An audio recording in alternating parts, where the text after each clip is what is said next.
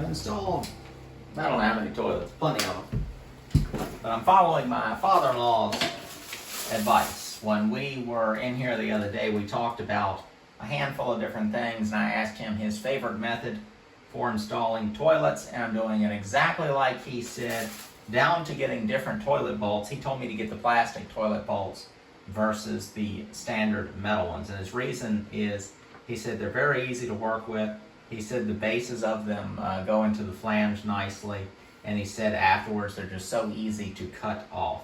So I'm down with that, and he also said put the ring on the flange, and then he told me exactly how to do this, and I've done that before. The instructions will tell you to mount the bowl first, then mount the tank on the back afterwards. But he says put the tank on the bowl first, go ahead and assemble the toilet, get it in place, and then square it up to the wall because it's complete, so you can go ahead and get it exactly how you want it. Then we'll go ahead and do the wax ring. I've always been nervous putting toilets down. I don't know why. And now I'm going to set the toilet down, and the cool thing is that pencil line is a guide to kind of help you put it exactly where you need it. But first I need to run a bead of caulk around the inside of that pencil line, and that is going to have the toilet sit right in a bead of caulk, so that's going to take care of any unevenness in the floor. And if the floor is not level, you'll have to shim it. You can get little plastic shims for doing so. Let me grab the caulk real quick.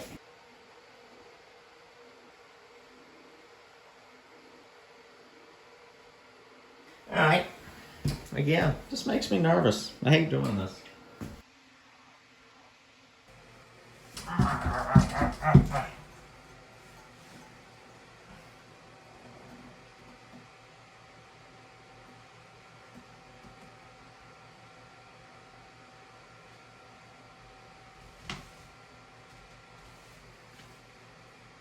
Alright, so the toilet's on the wax ring. The weight of the toilet is pressing it down.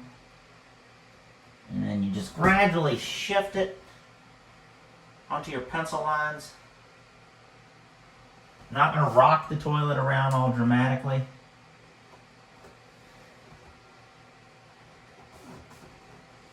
Just pressing down. And then you can confirm your measurements. That'll make sure you got it in the right spot. I'm starting to calm down. Sure it looks straight. You know, I'm about a 1/16 off, which makes sense. I'm off on my pencil mark just a little bit. I just eyeballed everything the best I can. Just making sure it's settled in. Then once it's in, I'm going to go ahead and put your bolts on. Nuts onto the flange bolts. I like these plastic bolts. I hope that went on there waterproof. This is a pretty simple flange because the flange is just sitting right on top, so this just a little standard sized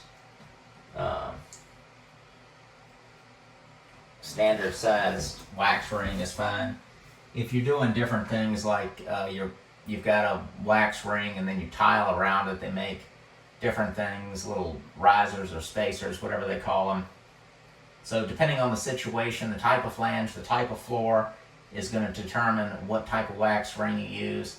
And sometimes people will just stack two on top of each other, but they make one that's like a double ring. I'm tightening the nut over here. So don't use the nuts to tighten down on the wax ring. You just want to slowly just press it down into it. And you can use too big of a wax ring. I've done it before. I've gotten wax everywhere before. Alright, so I'm going to get the caulk cleaned up.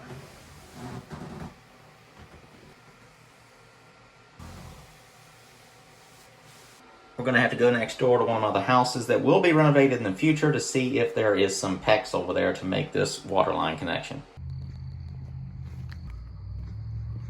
There are some cats in here right now, I think. Let's see. Hopefully don't get attacked. Give y'all sort of a quick look around, sneak peek. For those of you who are not familiar, I think I have shown this house before. But stepping in the front door, staircase goes upstairs. And this is sort of a, I guess, a living room here. It's got a wood stove, a nice wood stove over there. Wood floors throughout the house. This is the dining room. Originally, this was just a hallway right through it. And at one point, I started this renovation. So I took the wall out, put up the beam, widened out that opening there. So it just makes it, I think, much more grand.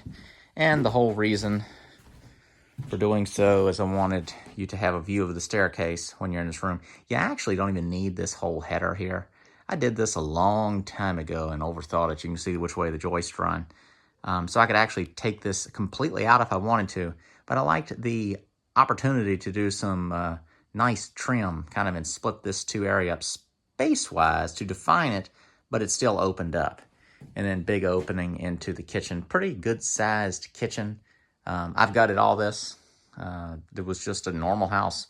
It still had the furniture in it. It had the plate and the where the lady that was living in here was eating pancakes and then had some sort of medical episode and had to be taken off to the hospital, and then she later died. This was years before I bought it. But just nothing was done with this house at all. Okay, something really could jump out at us. Hopefully we're okay. This is an actual real sneak peek. I filmed all this too, to where once I start this renovation, I could show all this happening. So all this had drywall and all this. I've torn all this out and tore the chimneys out of the house. They were really, really rough chimneys. They had to come down. The roof leaks. I got to get on this place. It's all the insulation from up in the attic. So there's going to have to be an adjustment on the staircase and the rails. These things are like 3 inches above my knees. Bedroom. So I guess it's technically a 3-bedroom, even though here in this room, you have to go through this room to get into this room. But I'm going to do some sort of reorientating, change this wall. I'm going to add a bathroom up here. The smallest full bathroom I think I can is what I'm going to do. I'd like to add 2 bathrooms to this house.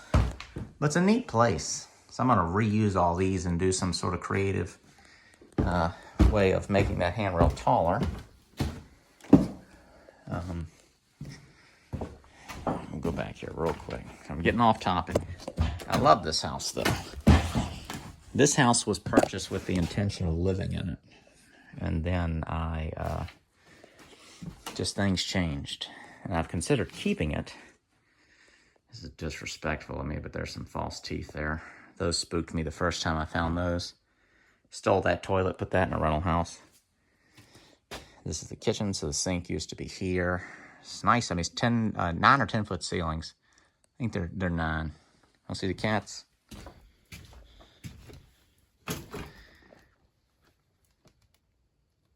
Great kittens. I wish there weren't so many cats in the world, but at the same time, I like cats. There's a long, skinny pantry right there. And then, of course, this is a bathroom. And there's a smaller full bath. And then there's like a whole big room off the back that would be like a good sunroom, laundry room type thing. But I think I might actually turn it into a 4th bedroom. I've actually considered tearing it off, making it a scooch bigger, and turning it into its own little apartment. I think that would be pretty neat. It'd be really cool, actually, to duplex the house. I don't know if you'd be allowed to do it. But basically, make it a family home with this little apartment off the back. So it'd be an income-generating home. So that's it. Let me grab the pecs, and we'll get back to work.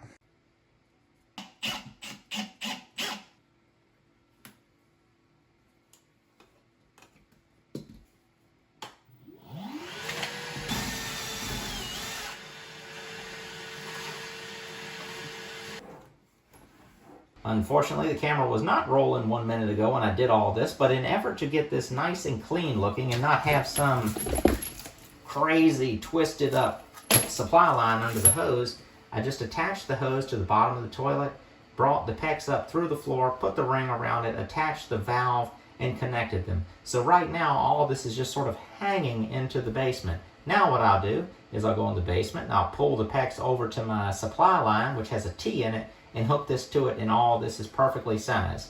If I just placed this arbitrarily and then came in and found the right hose, if this was just a little bit lower, I'd have to use the next longest hose and it would be all like that. So this is a simple way to get it the exact length if you're going down through the floor. If you're coming out of the wall, you're just going to pick the best size hose to make it work for you. And rotate it in a circle. Dedicated tools. And I know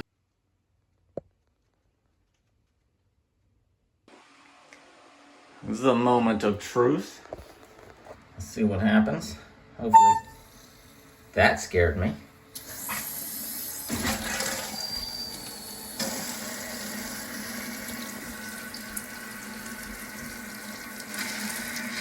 So we're going to see first if the bowl, tank to bowl seal is okay. A little water percolating. That little white hose I used had some trash in it, and plus it could be something in the toilet. Here we go.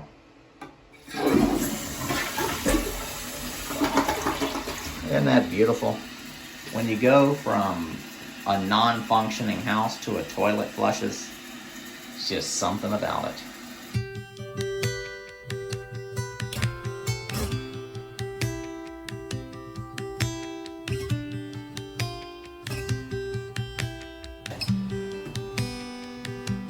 Not a soft close.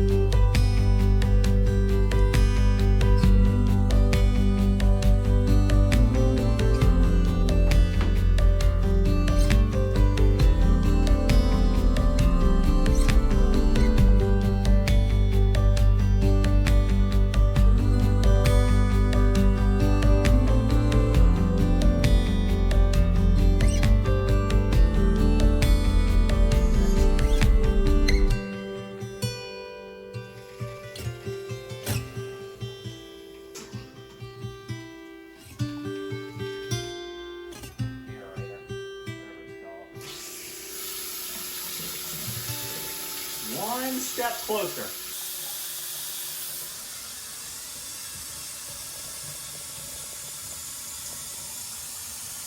This door needs a little adjustment. It could have been the install, or it could be sitting a little crooked on the floor. You can listen to this. It's rubbing at the bottom. The top, you can see it's down a little on this corner, and these style hinges are easy to adjust.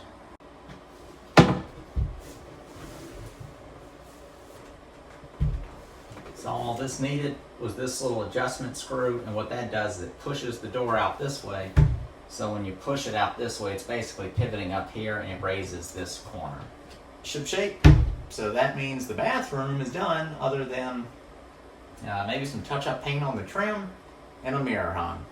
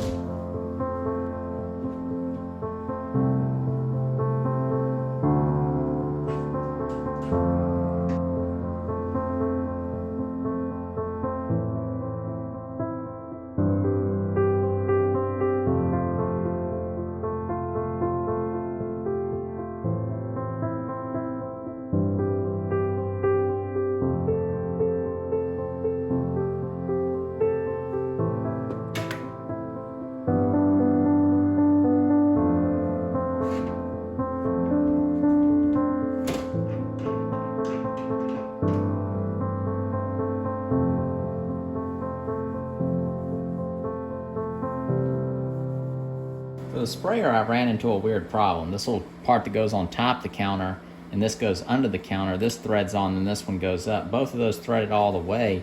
Don't close enough to pinch on the sink. So I had an extra washer for sinks, the tailpiece coming down. So I'm just going to put that on there. And this is just regular silicone that I'm using. Oh yeah.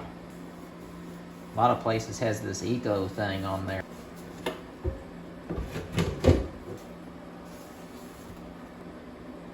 And this here is called a putty snake. When my dad was little, he remembers a couple stories from his, I believe it was his great-grandfather. No, his grandfather.